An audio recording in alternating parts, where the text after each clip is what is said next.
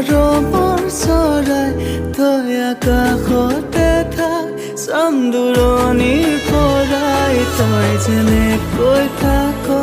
মই তেনেকৈ ভাল পাম তোৰ মাততে সাৰ পাই তোৰ মাততে শুই যাম